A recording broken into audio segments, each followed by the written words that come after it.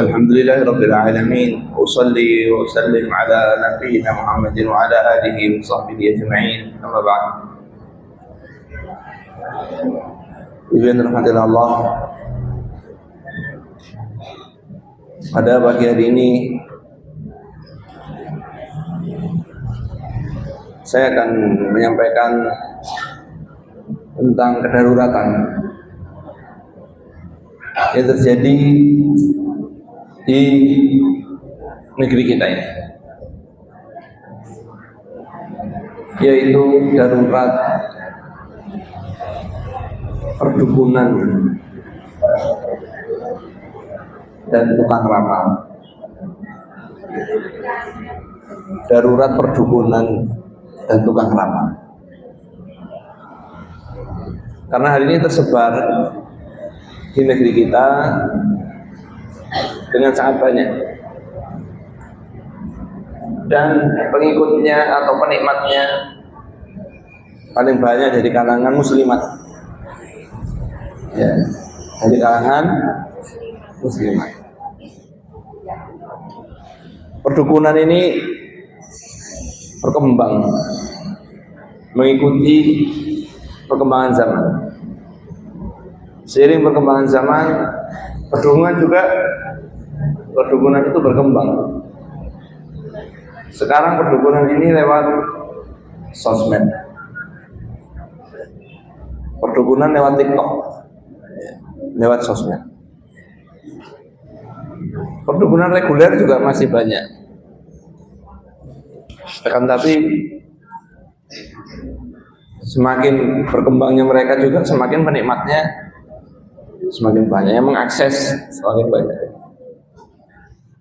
Ini berbahaya untuk akidah kita, berbahaya untuk keselamatan kita di hari akhir nanti, berbahaya untuk keselamatan kita di hari kiamat nanti. Karena Nabi alaihissalatu wassalam bersabda, "Man ataka hinan aw arrafan." Siapa yang bertanya atau mendatangi dukun atau tukang ramal? Siapa yang mendatangi dukun atau tukang ramal? Fasaddaqahu bima yaqul, dia percaya terhadap apa yang dia sampaikan. Faqad kafara bima unzila ala Muhammadin, dia telah kafir terhadap apa yang diturunkan kepada Nabi Muhammad sallallahu alaihi wasallam. Dalam riwayat lain disebutkan man ata afafan, siapa yang mendatangi tukang ramal, lam tuqbal lahu salat arba'ina yawman, tidak akan diterima salatnya 40 hari. Maka dari itu perdukunan ini berbahaya untuk keselamatan kita. Maka dari itu perlu kita ketahui asal usulnya, cara kerja dukun itu kayak gimana, atau cara kerja tukang ramal itu kayak gimana, sehingga kita bisa menjauhi,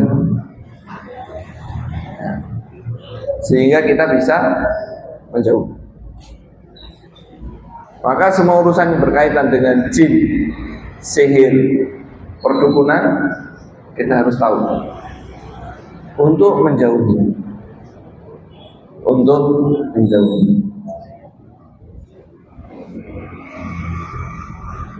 Sekarang ini dukun ini lebih menarik daripada janji Allah SWT.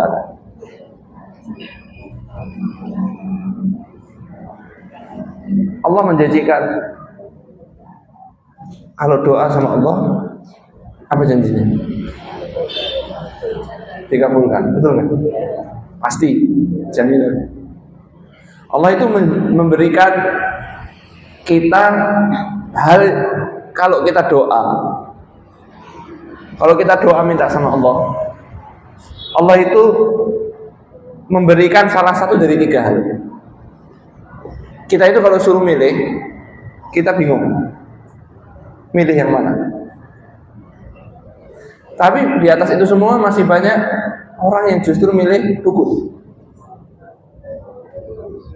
Kalau kita doa, Allah memberikan salah satu dari tiga. Kita kalau suruh milih bingung. Pilihan pertama diijabahi doanya, mau nggak? Tapi milih itu satu ya, nggak boleh milih semua ya. Yang kedua, disimpan untuk kebaikan kita di hari kiamat. Pilih mana? Doanya dikabulkan atau disimpan buat kebaikan kita di kiamat? Enggak boleh pilih dua-duanya, pilih satu. Pilih mana? Enggak pengen dikabulkan? Lah ya, pilih dikabulkan atau pilih disimpan di akhirat? Berarti enggak pengen dikabulkan doanya. Bingung toh? Satu lagi. Kalau nggak dikabulkan atau disimpan di hari kiamat. Yang ketiga, dijauhkan dari takdir yang buruk. Pilih mana? Nggak pengen dikabulkan? Nggak pengen disimpan di akhirat? Bingung toh? Kalau saya pilih mana? Saya pilih doa aja. Itu biar Allah yang dijabahi. Saya senang. Dijabahi senang, betul nggak? Dibuat di akhirat juga senang. Dijauhkan dari takdir yang buruk juga senang. Enak nggak doa sama Allah? Nabi Zakaria itu berkata, walam akum bidu'aika rabbi syaqiyya. Aku nggak pernah menyesal, nggak pernah rugi, nggak pernah sia, nggak pernah sengsara ketika aku berdoa kepadamu. Gimana mau sengsara? Dikabulkan senang, disimpan di akhirat juga senang, dijauhkan dari takdir yang buruk juga senang. Itu doa sama Allah. Tapi orang ini nggak mau. Dijanjikan oleh Allah hal tersebut nggak mau. Tawakal. Wa may yatawakkal 'ala Allahi fahuwa hasbuh. Siapa yang tawakal sama Allah dicukupi sama Allah. Apa yang jadi pemikiran dia, apa yang jadi kekhawatiran dia, cukupi sama Allah. Nggak mau pergi kemana? Ke dukun, minta jimat. Mau tawakalnya nggak mau sama Allah, mau sama jimat.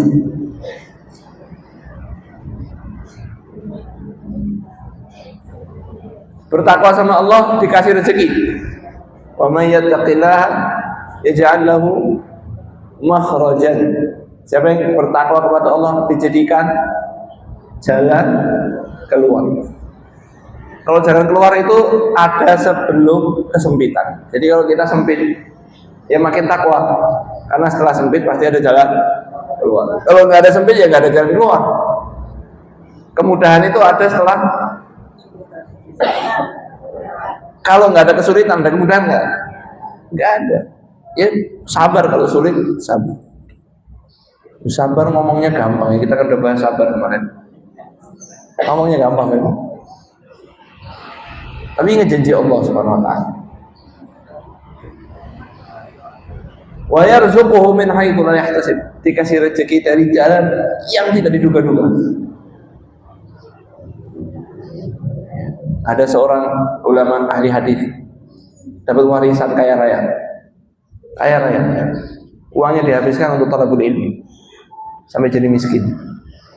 Dia sampai setitik dia itu bersama anak-anaknya nggak bisa makan karena sudah terlalu lapar. Dia bilang sama istrinya, istrinya bilang sama dia, kita harus segera punya uang. Dia bilang, ya sudah kalau gitu kita jual rumah ini. Ya. Akhirnya dia keluar dari rumah cari siapa yang mau beli rumahnya. Nggak ada yang cari-cari yang mau beli rumahnya, nggak ada yang mau beli. Akhirnya dia datang ke tempat temannya. Kau beli rumahku, kenapa kamu mau jual? Aku butuh untuk makan, untuk hidup. Dia bilang, saya tidak punya yang saya pakai untuk membeli, tapi saya punya 2 roti. Ini 2 roti, rotinya itu ya mungkin roti tertentu ya, saya tidak tahu rotinya apa. 2 roti ini tak kasih ke kamu makan. Ya, dia pulang ke rumah. Di tengah jalan ada seorang ibu-ibu, di sebelah kanan dan kirinya ada 2 anak Ya, dia mengira anak itu adalah anak yatim. Matanya tidak berpindah dari kedua roti itu. Saya lihat mesake ibu saya luwe anakku ya, tapi matanya nggak lepas dari anakku. Belum lihat rotinya dia sudah lihat, tak kasihkan. Pulang, nggak bawa apa-apa. Ya udah sabar. Kemudian besok paginya istrinya bilang, kamu harus keluar lagi hari ini, cari siapa yang mau beli rumah. Dia keluar di tengah jalan sambil mencari-cari siapa yang mau beli, dipanggil sama orang, fulan, kamu ngapain di sini? Saya keliling mau cari siapa yang mau beli. Kau sedang keliling, sedangkan di rumahmu itu berdatangan kafilah-kafilah. Ngapain kamu di sini? Kafilah apa? Jadi pulang dia. Di depannya rumahnya ada kafilah dagang besar sekali. Dia bilang, pemimpinnya kafilah itu tanya, kamu fulan bin fulan? Iya. Kamu anaknya fulan? Betul. Iya. Bapakmu dulu pernah ngirimkan uang ke saya untuk diputar dari bisnis. Sekarang saya mau berhenti dari bisnis. Ini semua kafilah ini punya bapakmu. Ambil. Ya. Dia ambil. Dia nangis.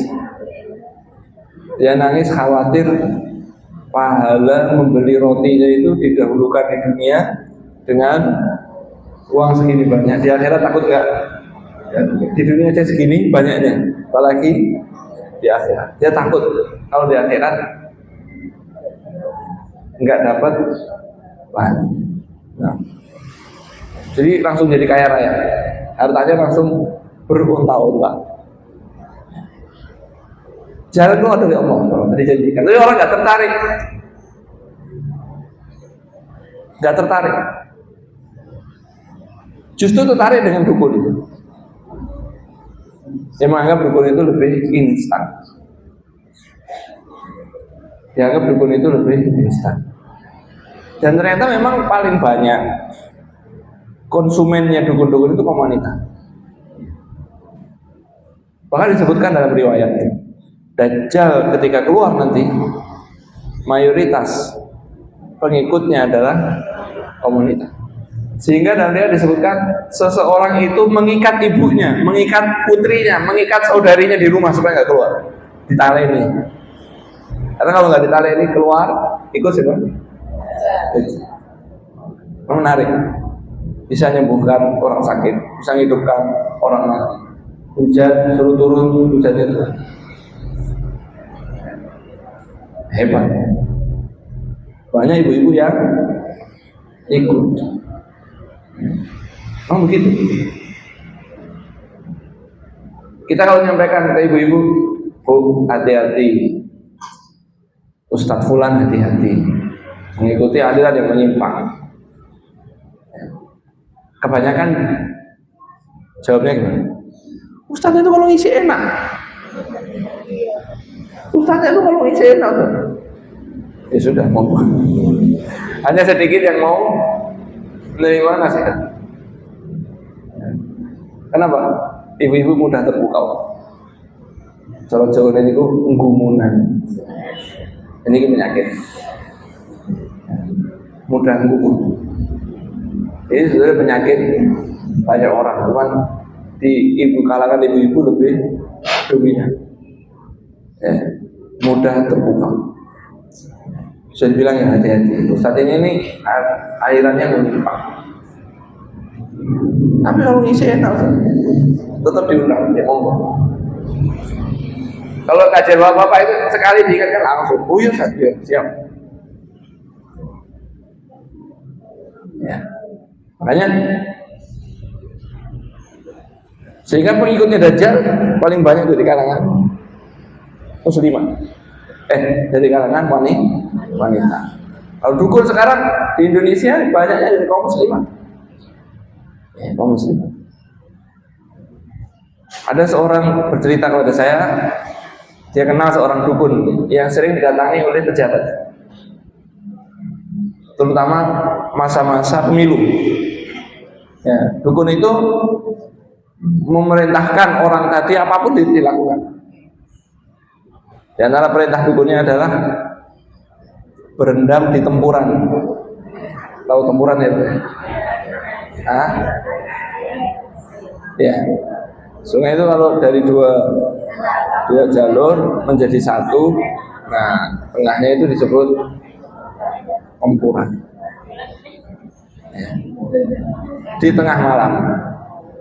Padahal kalau dia bangun malam doa sama Allah diijabahi enggak? Ya, dia lebih percaya sama dukun. Janji Allah dia percaya. Dia sakit, nggak sembuh-sembuh, nggak percaya sama janji Allah. Padahal orang sehat sama orang sakit itu enak mana? Enak sehat. Enak sehat ya. Orang yang sakit, dia tiduran, dosanya diampuni. Dituliskan buat dia apa yang biasa dilakukan saat dia dalam keadaan sehat. Kalau ketika sehat rajin taklim, maka ketika dia sakit dia di rumah, ditulis oleh Allah hadir majelis taklim. Plus dosanya ya. Kalau dosanya sudah habis derajatnya ya. Kalau biasa qiyamul lail hari itu sakit tiduran, oleh Allah ditulis dia qiyamul lail. Plus dosanya diampuni, derajatnya diangkat. Orang biasa tilawatul Quran karena sakit nggak bisa tilawah, tidur atau tiduran atau diem aja, ditulis oleh Allah sudah tilawatul Quran. Padahal yang sehat ngaji baca Quran belum tentu diterima, betul nggak? Betul nggak? Yang majelis taklim datang ke sini belum tentu diterima. Aku nggak teko pakai wo. Aku udah 3 kali nggak datang pakai wo sama panitia. Didatang itu karena belum tentu diterima. Mudah-mudahan kita diberi rezeki ikhlas ya Allah. Kalau yang sakit ditulis oleh Allah sudah majelis taklim, plus dosanya diampuni, derajatnya diangkat. Enak mana? Sehat atau sakit? Tetap enak, sehat ya. Makanya kalau sehat dimanfaatkan untuk yang bermanfaat, supaya nanti suatu hari kita sakit nggak bisa, tetap ditulis oleh Allah sudah melakukan apa yang biasa kita lakukan saat kita sehat. Artinya ketika kita sakit, kita itu tetap ridho dan pasrah terhadap takdir Allah Subhanahu wa ta'ala.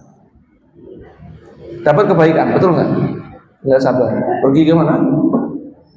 Dukun. Pergi ke dukun.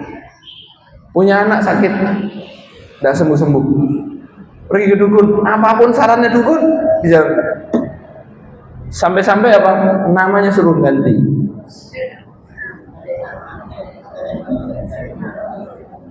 Ya, namanya suruh ganti.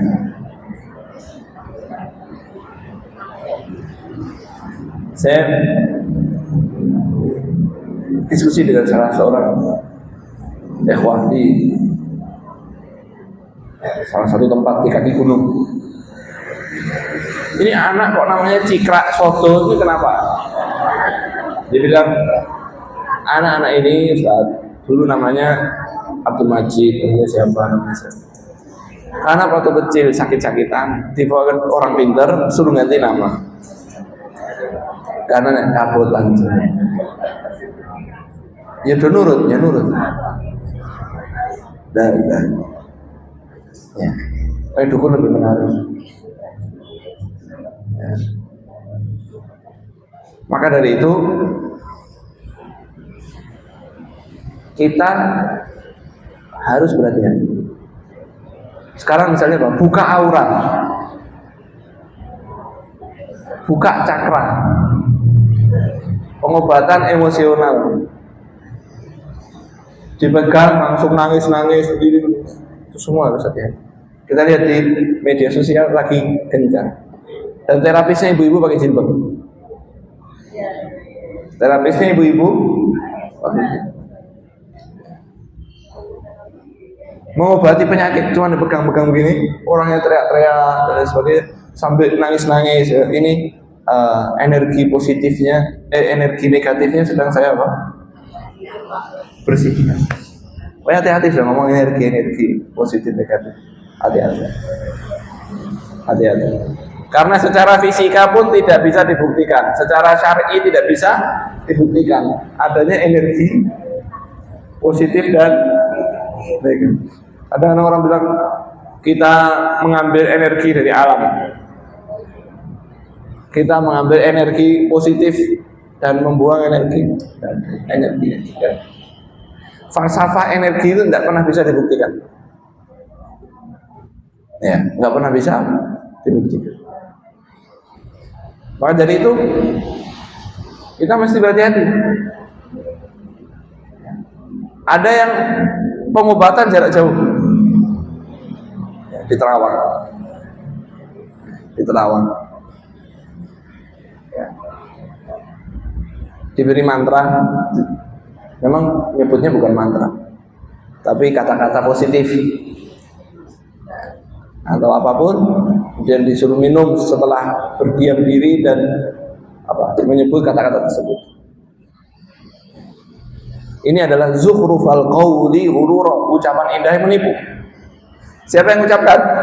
Yaitu setan-setan manusia dan setan-setan jin saling membisikkan satu sama lain ucapan indah yang menipu. Dalam surat Al-An'am Allah firman, "Wa kadzalika ja'alna likulli nabiyyin aduwan syayatinal insi wal jinni yuhi ba'dhum ila ba'dhin zukhrufal qawli ghurura." Dan begitulah kami jadikan pada setiap nabi itu musuh dari kalangan setan manusia dan setan jin. Jadi manusia itu ya ada setannya. Yuhi ba'duhum, mereka yuhi ba'duhum ala ba'd, yuhi ba'duhum li ba'din zukhrufal qawli ghurur, saling membisikkan satu sama lain ucapan indah yang menipu. Ucapan indah yang menipu. Surah Al-An'am. Maka dari itu ibu yang dirahmati oleh Allah,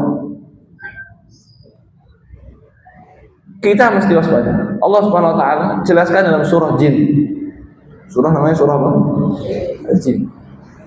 Apa yang dilakukan oleh bangsa jin dalam menyesatkan manusia? Manusia dan jin itu terlibat permusuhan sejak manusia pertama diciptakan. Betul nggak? Jadi dalam kategori makhluk ini ada berapa jenis? Yang pertama kategori makhluk namanya manusia. Ada makhluk namanya jin, ada makhluk namanya malaikat, ada makhluk namanya hewan, ada makhluk namanya Tuhan. Jin itu dengan manusia itu mereka berdua yang punya beban hukum, beban taklif. Kena kewajiban sholat, zakat, puasa, haji. Tidak boleh zina, tidak boleh makan haram. Itu siapa? Manusia dan hewan-hewan enggak? Malaikat enggak?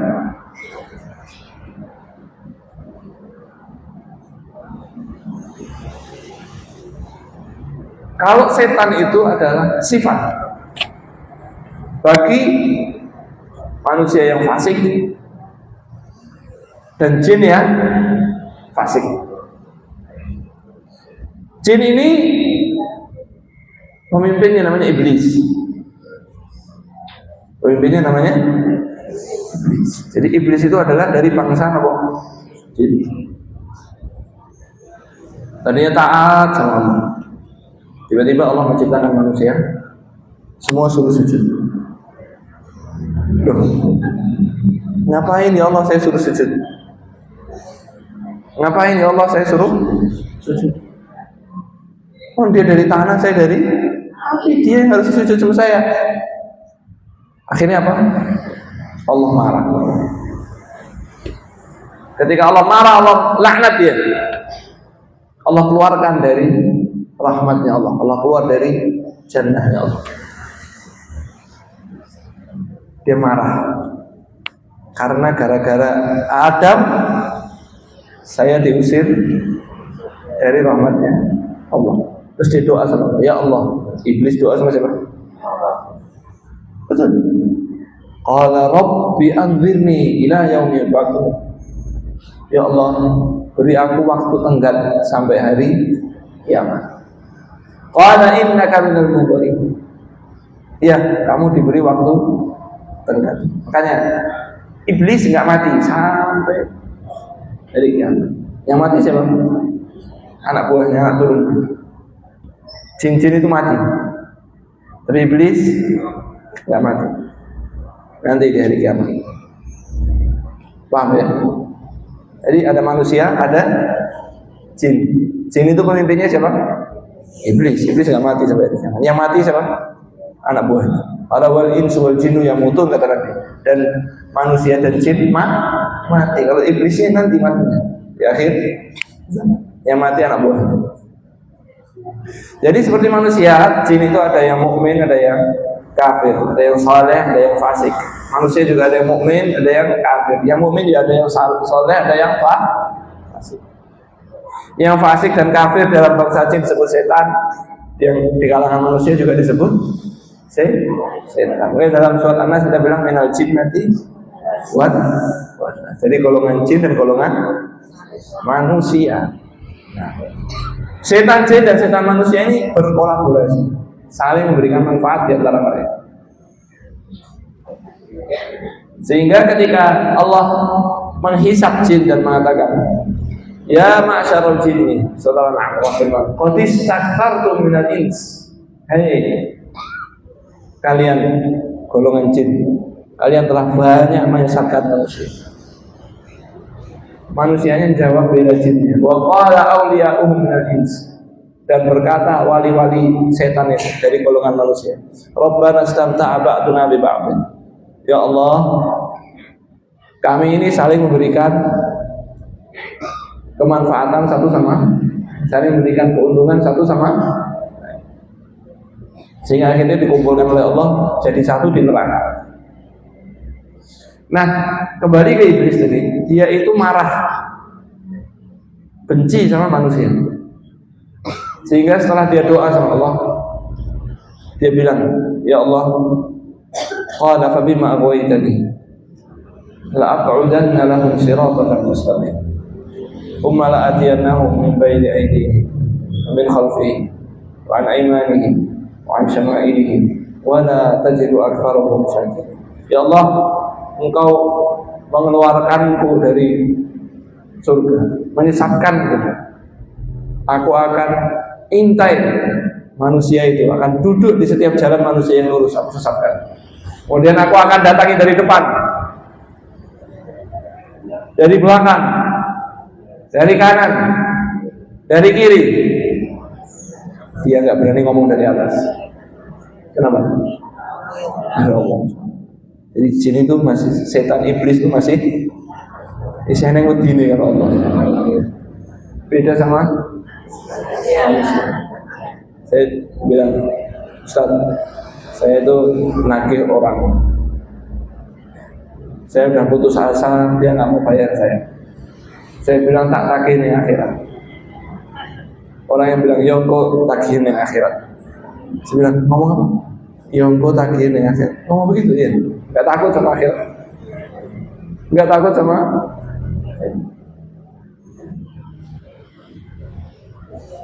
setan itu. Iblis ketika bersumpah kepada Allah, aku akan goda dari depan, dari belakang, dari kiri, gak berani nyebut dari atas. Kenapa? Kalau Allah, wala tajidu aktsarahum syakirin. Dan engkau ya Allah tidak akan mendapati banyak orang itu bersyukur. Ya. Qala khruj minha mad'uman madhura laman tabi'aka minhum. Siapa yang mengikutimu dari golongan manusia, anak-anaknya Adam, la amla'anna jahannama minkum ajma'in. Aku akan penuhi neraka jahanam dengan kalian semuanya. Mulai itu terjadi apa? Permusuhan, tegak. Allah bilang, wahai Adam, inna hadza aduwwun laka wa li zaujika. Hai Adam, ini iblis ini adalah musuhmu dan musuh istrimu. Fala yukhrijannakuma minal jannati fatashqa. Jangan sampai iblis ini menyeret kamu keluar dari surga, kamu sengsara. Inna laka alla tajua fiha wa la ta'ra. Di surga kamu enggak lapar. Kamu enggak telanjang. Kamu enggak haus, kamu enggak capek. Enak di surga. Jangan sampai kamu digoda terus keluar.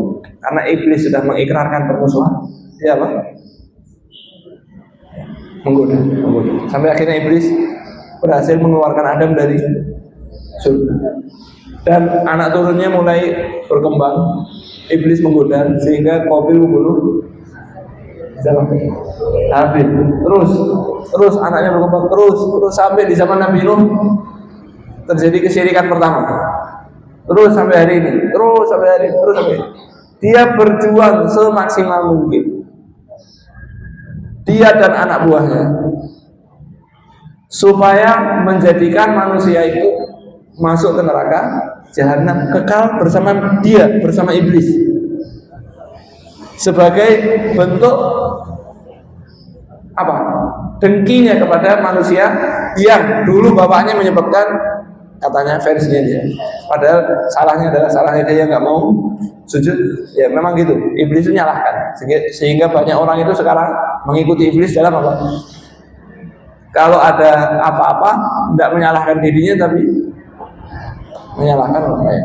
Beda ketika Adam dikeluarkan dari jannah, apa yang dikatakan Adam? Qala rabbana dzalamna anfusana. Kalau iblis gara-gara kamu. Nah, kalau kita sudah sadar iblis ini punya anak buah, punya misi, punya punya target memasukkan manusia anaknya Adam sebanyak-banyaknya untuk kekal di neraka selama-lamanya di neraka. Cara paling gampang, naudzubillah, untuk orang kekal di neraka itu berbuat apa? Syirik, kufur, betul? Syirik dan kufur. Pokoknya jadi kafir, jadi itu paling gampang. Kalau gagal, ya yang penting masuk neraka, tapi nggak kekal nggak apa-apa.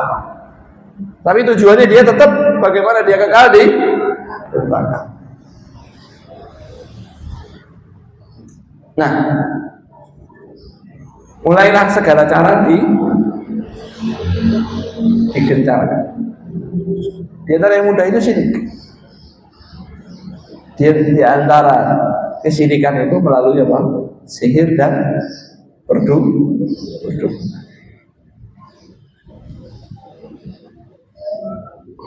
Setan itu,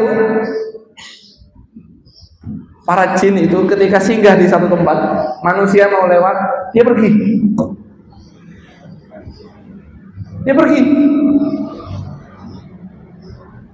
Namun salah satu dari jin tersebut justru mendengar. Salah satu dari manusia bilang, aku berlindung kepada yang nunggu tempat ini. Tolong jangan gangguan. Takut dia. Ayo balik. Digoda supaya dikasih penampakan. Jin itu bisa melihat kita dari tempat di mana kita nggak bisa lihat. Dan jin itu diberi kemampuan oleh Allah sebagai fitnah buat manusia, bisa merubah bentuknya, ya, kecuali merubah kepada bentuknya Nabi Muhammad SAW. Dia nggak bisa dilindungi. Kalau bisa repot. Orang mengira dia Nabi Muhammad SAW, sehingga banyak orang ketipu. Saya mimpi bertemu Nabi, karena dia nggak kenal mukanya Nabi. Setan nggak bisa menyerupai Nabi, itu bisa ngapusi. Aku Nabi, percaya orang. Padahal setan nggak bisa meniru. Nah, ketika itu setan itu bisa merubah bentuk kepada yang biasanya kita takutkan. Kalau zaman dulu ada penampakan itu justru diserang. Nggak ada yang takut karena tahu bahwa itu adalah setan yang merubah bentuk. Tapi sekarang setan melancarkan misinya lewat sutradara film. Dibuat apa? Film-film horor. Haram, nggak boleh ngelihat. Nggak boleh ngelihat. Sampaikan ke anak-anaknya. Dilarang melihat apa? Film-film horor. Kenapa? Dapat menyesatkan kita. Apa yang terjadi? Setan mulai menggoda. Gimana ya? Oh, orang ini takut sama sesuatu. Oke. Setannya apa? Membuat penampakan ada darah netes-netes dari atap rumah. Ada darah. Terus ada kepala yang terbang-terbang. Akhirnya karena dia nggak ngerti bahwa itu apa? Itu setan yang sedang berupaya menyesatkan dia. Dia kebingungan, tanya sama tonggolnya, aku ini. Kui lu nggone kiai fulan. Datang ke kiai. Kiainya bilang apa? Kamu cari ayam. Warnanya hitam. Kakinya 3. Dia taati itu, keliling Pulau Jawa cari ayam. Dapat. Suruh apa? Suruh nyembelih. Kepalanya ditanam di rumahnya atau darahnya disiramkan di sekitar rumah. Jadilah dia berbuat apa? Nyembelih untuk selain, nyembelih untuk jin. Ketika itu hilang, nggak digoda lagi. Dia bilang kiainya itu mantap, sakti. Padahal setannya, ini udah jadi teman, ngapain diganggu? Mendingan cari rumah yang lain. Paham ya? Teman saya pernah cerita, saya pernah sholat malam sendirian. Ketika sholat sunnah di malam hari, qiyamul lail, dianjurkan untuk mengangkat suara sedikit, nggak diem.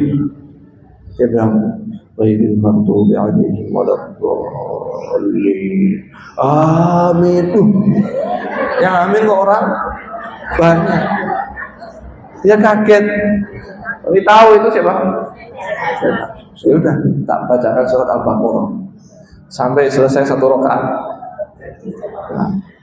Kowe melu aku salat toh, kapokmu tak gawake. Akhirnya sampai Al-Baqarah selesai. Rakaat kedua dia berdiri, waladhdallin, enggak ada lagi. Amin. Qul huwallahu ahad. Allahu samad. Karena udah berdiri rakaat pertama capek. Ya, habis itu salam, istirahat. Jadi kalau saya berhenti takut, yang menang siapa? Nah, itu cuma nakut-nakut, saya udah tahu dia, cuma nakut. Ya. Dulu waktu kita santri-nyantri banyak cerita, lagi ngaji malam-malam pintunya buka. Ya, santri yang takut terus apa? Enggak jadi ngaji. Ya. Maka setan masuk lewat. Bagaimana setan itu mendapatkan informasi bakal terjadi ini, bakal terjadi. Dukun-dukun itu kadang-kadang tahu peramal-peramal itu. Allah nyebutkan di surat Al-Jin, wa annahu kana rijalun minal insi ya'uduna bi rijalin minal jinni fazaduhum rahaqa, dan ada segolongan orang dari manusia meminta perlindungan dari segolongan orang dari bangsa jin. Fazaduhum rahaqa, jin itu menambahkan kepada manusia kerusakan, kebinasaan. Kenapa? Ada enggak minta tolong gratisan? Ya. Ada enggak minta tolong gratisan? Saya minta tolong sama tukang, Pak Tukang, ini rumah saya tolong dicat gratis.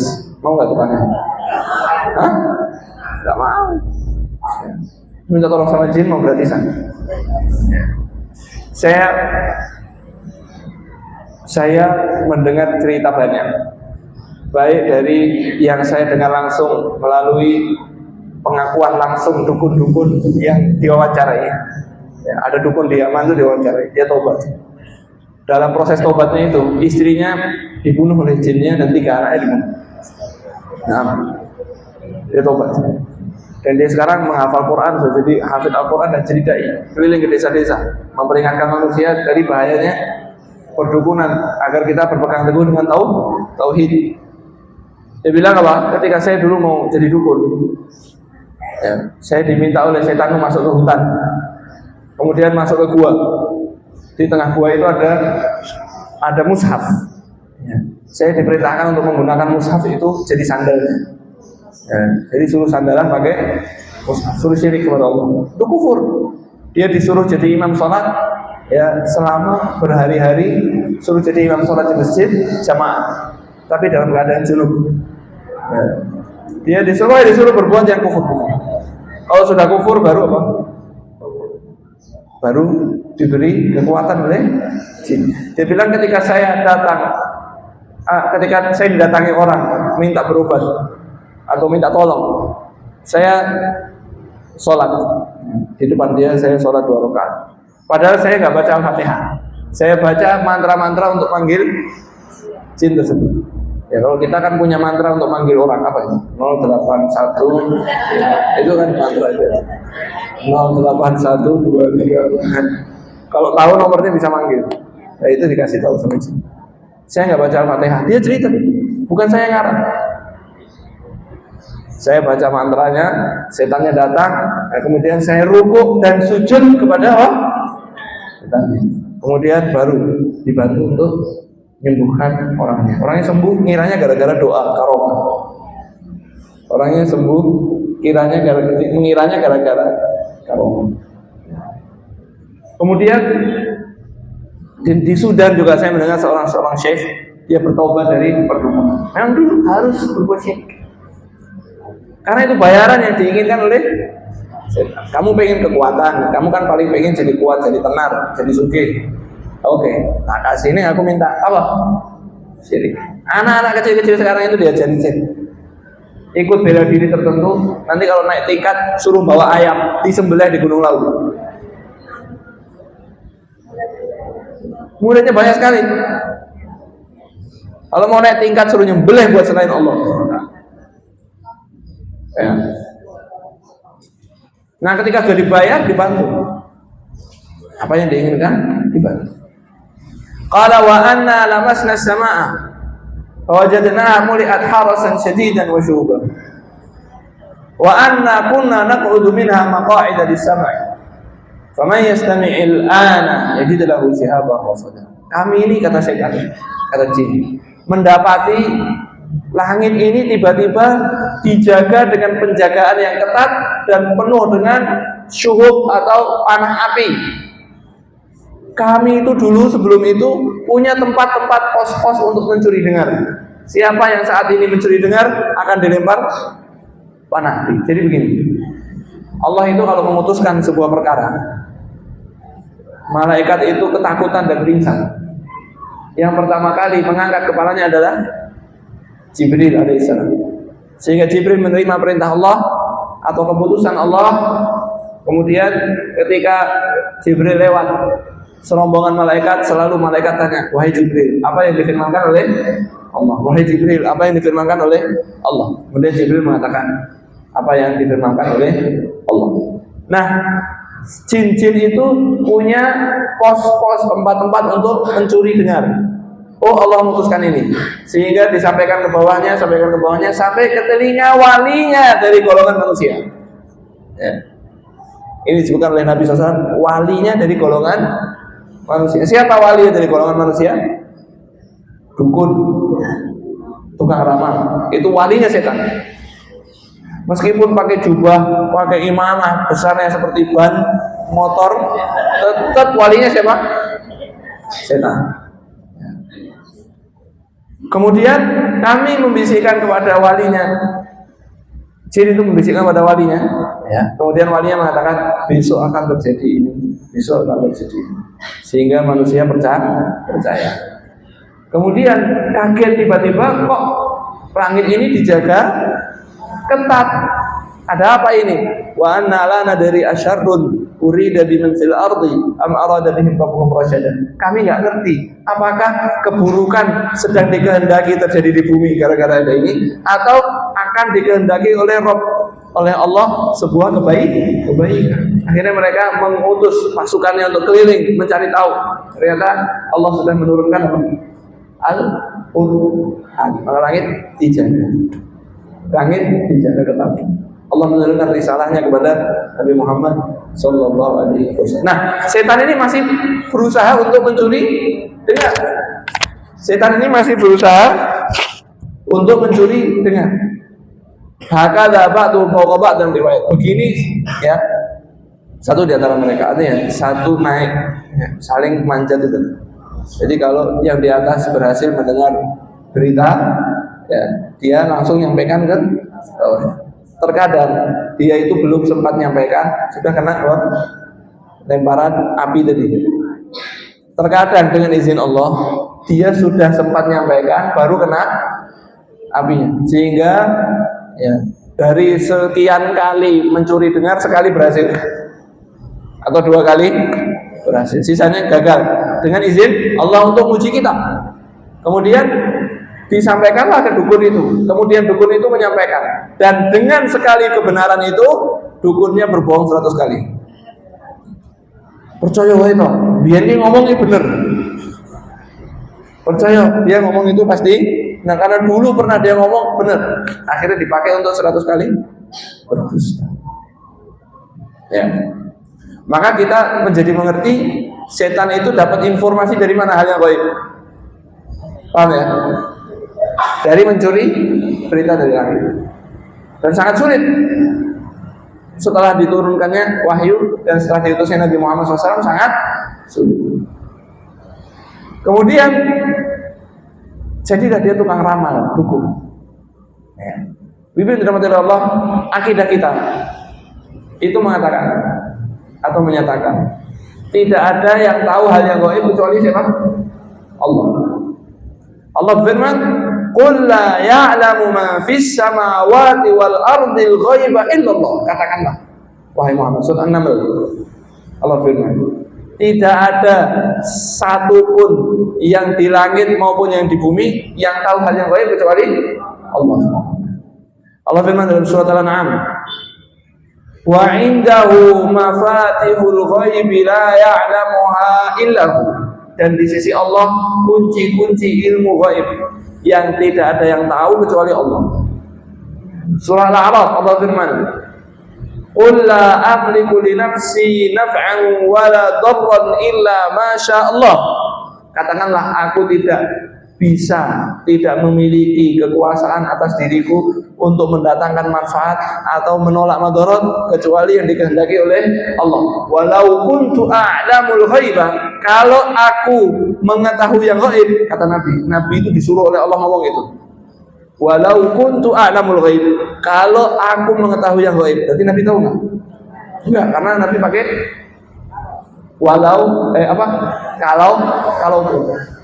kalau kuntu a'lamul ghaiba, kalau aku ngerti hanya gaib, lastakthartu minal khairi wa ma massani yasu, aku akan memperbanyak kebaikan dan tidak terkena keburukan. Nabi SAW naik kuda jatuh, sebelumnya tahu nggak?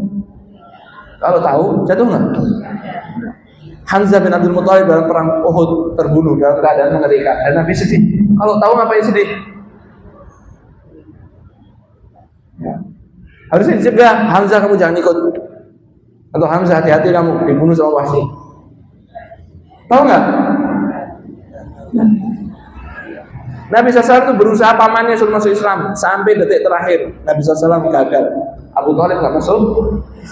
Kalau Nabi udah tahu ngapain capek-capek. Ya. Nggak ada yang tahu yang gaib kecuali siapa? Allah. Nah, orang yang mengaku mengetahui yang gaib, maka dia keluar dari Islam.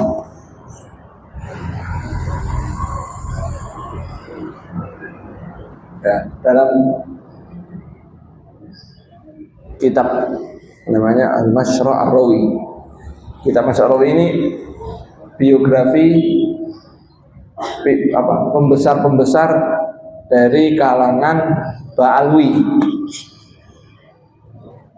Itu menceritakan biografi seseorang. Ditanya, karomahmu apa? Dia bilang, karomah saya ada 3. Ana uhyi wa umit, aku bisa menghidupkan dan mematikan. Oh, aku bisa menghidupkan dan mematikan. Saya jadi ingat siapa, Bu? Saya jadi ingat Namrud. Tahu Namrud?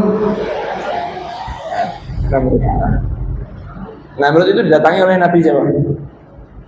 Ibrahim. Apa kata Nabi Ibrahim ketika mendakwahi Namrud? Mengenalkan kepada Nabi Namrud memperkenalkan kepada Namrud Allah itu siapa. Nabi Ibrahim mengatakan, "Idz qala Ibrahimu rabbiyalladzi yuhyi wa yumiit." Kata Ibrahim, Robku itu yang menghidupkan dan mematikan. Namrud jawab, "Ana uhyi wa umiit." Aku bisa menghidupkan juga mematikan. Si orang tadi ditanya karomahmu apa? Ana uhyi wa umiit. Aku bisa menghidupkan dan mematikan. Kayak raja Nabi Ibrahim nggak mau debat.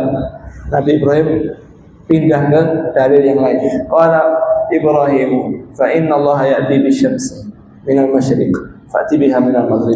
Allah datangkan matahari dari timur. Kamu datangkan dari barat. Lek kowe kuwasa tenan, balikan iso ora? Fabuhital ladzi kafar. Namrud tidak bisa menjawab. Jadi Namrud cuma ngaku apa? Ana uhyi wa umiit. Nah, si orang tadi aku diberi 3. Yang pertama ana uhyi wa umiit. Aku bisa menghidupkan dan mematikan. Yang kedua, ana aqulu li syai'in kun fayakun. Aku nek pengen sesuatu, aku ngomong kun, hal itu langsung jadi. Ini Namrud aja enggak berani ngomong gitu. Yang ketiga, wa ana a'lamu ma sayakun. Aku ngerti semua hal yang bakal terjadi. Ini kafir. Murtad. Kenapa? Kun fayakun itu hanya Allah SWT. Yang tahu hal yang gaib siapa? Allah. Kalau Allah nggak ngasih tahu, bisa nggak? Enggak. Maka dukun-dukun itu bisa berkedok ustadz, kiai. Bisa berkedok dukun reguler biasanya, gondrong, pakai baju hitam, rambut. Bisa rapi, nggak pakai jilbab, ya. Buka aura, pakai jin, ya. Jadi begitulah dukun itu bekerja. Dia pakai apa? Menggunakan jasa jin untuk mencuri dengar, untuk menyesatkan manusia. Ada juga dukun menggunakan jasa jin untuk menyihir orang. Untuk menyihir orang. Sihir itu apa? Sihir itu adalah mantra yang dibacakan oleh dukun untuk memanggil jin dan minta tolong untuk menyampaikan kemudorotan dengan kepada pihak yang disihir. Misalnya ada perempuan muda suaminya, Mbah Dukun, tolong buat perempuan itu benci suami saya. Akhirnya apa? Dia kirim sihirnya. Atau ada laki-laki melamar perempuan, ditolak, datang ke dukun, Mbah, buat dia suka sama saya. Nah, padahal membuat suka perempuan itu mudah, betul nggak? Nggak usah ke dukun, transfer aja. Oh, betul ya Bu? Transfer. Semakin rajin ditransferi, semakin sayang. Nah, Bibi rahmatullah. Ada juga tukang ramal. Tukang ramal itu ada 2. Meramal yang belum terjadi dan melamar yang sudah terjadi. Melamar yang sudah terjadi ini juga lebih mudah daripada meramal yang belum. Kalau yang belum terjadi harus curi berita dari langit. Kalau melamar yang sudah terjadi, kok melamar?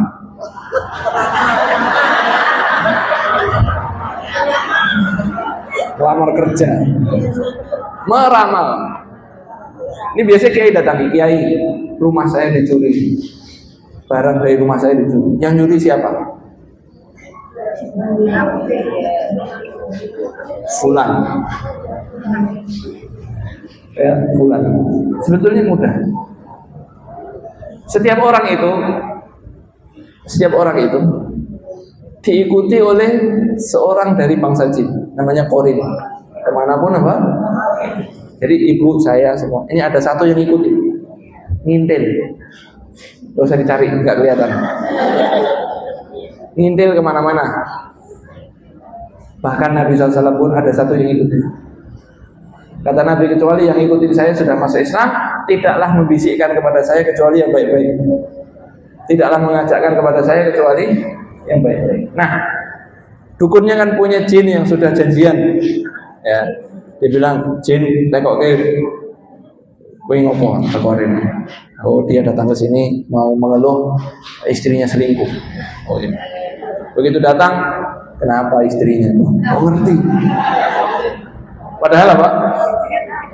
Jinnya udah WA sama jinnya sana. Kowe ngopo? Bro, oh ini. Paham? Bisa. Ya. Bah, atau Ustaz, rumah saya dicuri. Ada yang masuk, saya nggak tahu. Punya CCTV nggak? Nggak punya. Saya golek. Wih, jin sing omahe cedak kono sapa? Wih, dicek ya tulung. Oh, sing maling iki, Mbak. Ya. Yang maling ini. Paham? Ini semua cara kerjanya. Maka kita itu ditipu mentah-mentah. Dia bilang sakti, enggak sakti. Dia itu cuman bekerja sama dengan jin. Dan bekerja sama dengan jin enggak gratis. Silakan cek. Orangnya itu sakti, bisa menguasai jin, semua nurut sama dia. Enggak nurut karena sebelumnya dia sudah nurut sama siapa? Sama jinnya. Dengan syirik maka jinnya nurut sama dia. Yang menguasai jin dengan kekuatan itu hanya Nabi Sulaiman alaihi salam. Nabi Sulaiman itu pasukannya dari jin. Bangun istana itu tukangnya dari jin. Yang gak nurut sama Nabi Sulaiman dirantai buang ke laut. Yang nyelam ke lautan mengambil permata itu jin. Jadi tukangnya jin, bayangkan. Mabur-mabur tua. Bang, nggak usah pakai apa besi-besi yang disusun untuk. Enak kalau tukangnya jin, betul nggak? Nggak pakai, nggak masuk. Izin ya. Hari Senin nggak masuk ya, nggak usah gajian mingguan. Tapi yang bisa menguasai hanya siapa? Sekarang Pak, dia punya khodam. Khodam itu apa? Pembantu. Padahal yang jadi babu itu siapa sebetulnya? Ya orangnya. Yang punya khodam itulah babunya jin, karena sudah mempersembahkan sesuatu yang paling mahal buat dia. Apa itu iman?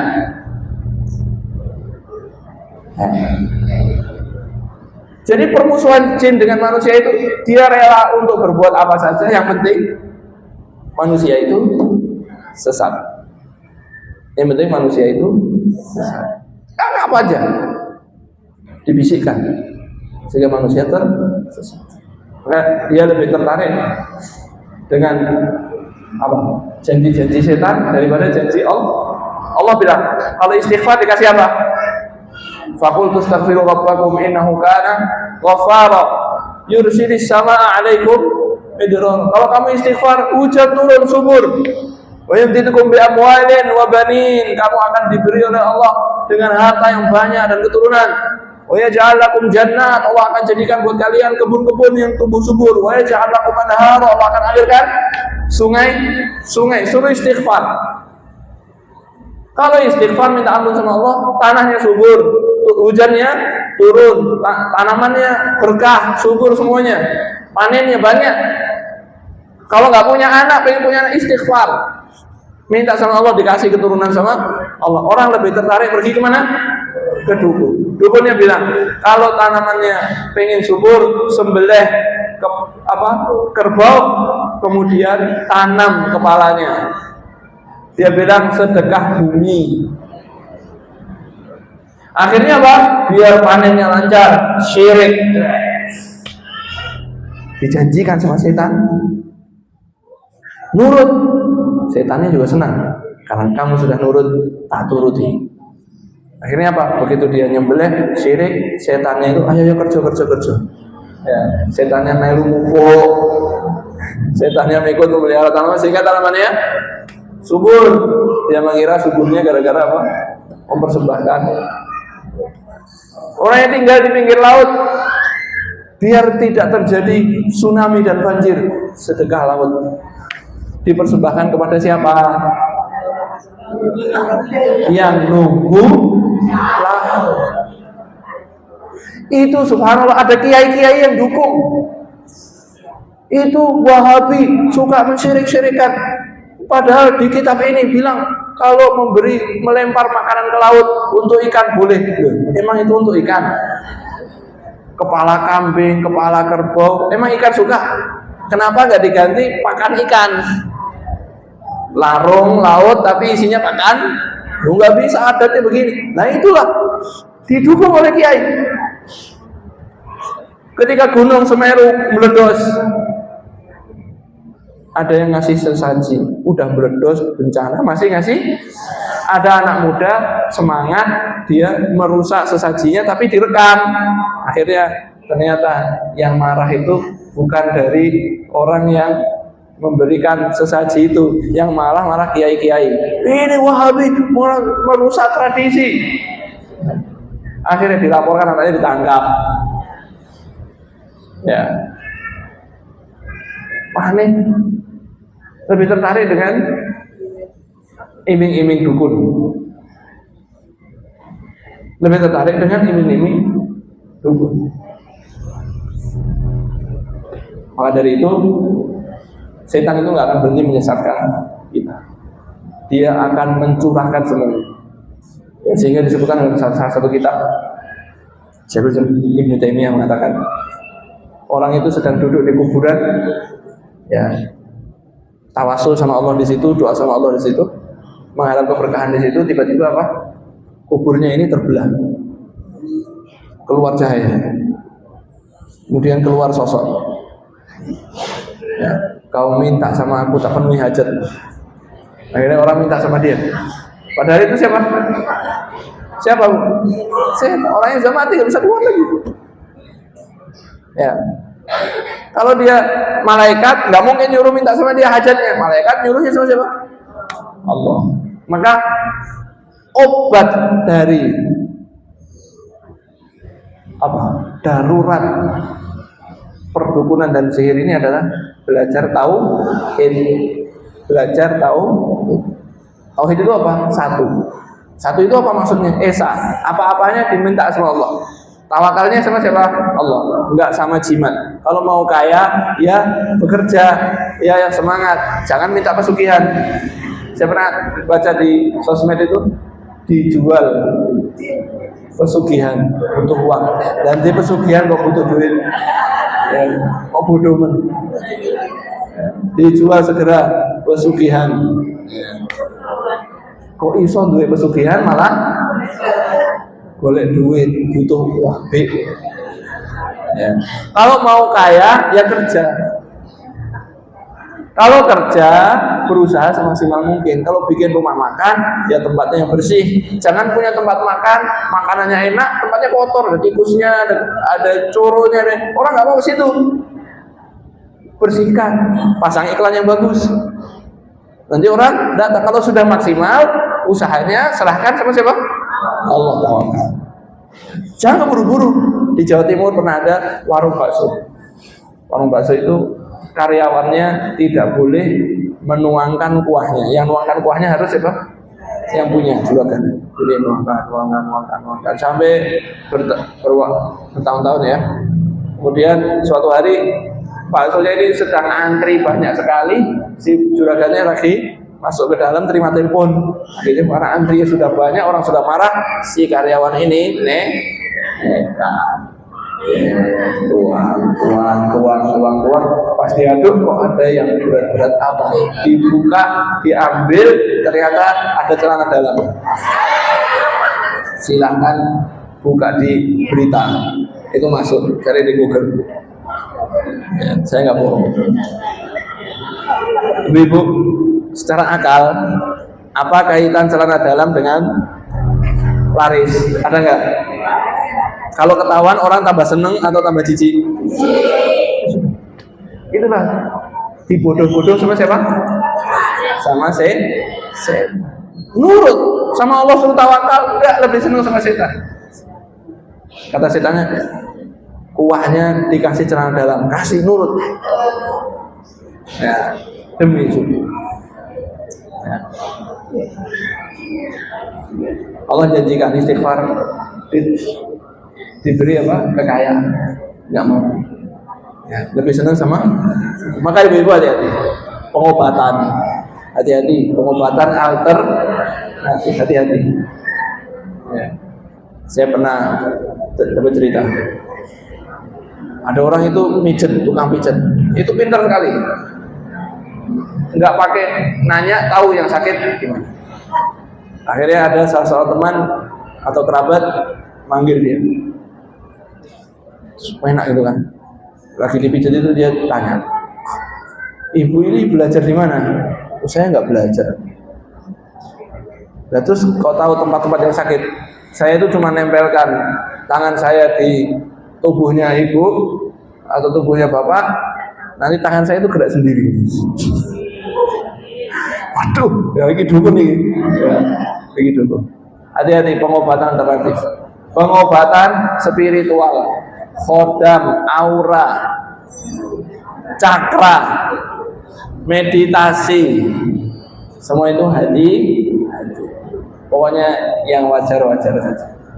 Kalau minta tauhid sama Allah, tawakalnya sama Allah, berharapnya sama Allah, ya, rojaknya, khaufnya, takutnya sama Allah, percayanya sama Allah. Itu obat ampuh untuk kita, atau vaksin yang ampuh untuk kita membentengi diri dari fitnah-fitnah tersebut yang dapat menyesatkan kita. Dan dukun ini makin hari makin laris, karena apa? Ya, orang makin jauh dari Allah, makin jauh dari tauhid. Mudah-mudahan Allah selamatkan kita dan keluarga kita dari hal-hal semacam itu. Jazakumullah khair, barakallahu fikum. Mohon maaf. Assalamualaikum warahmatullahi wabarakatuh. Kembalikan pada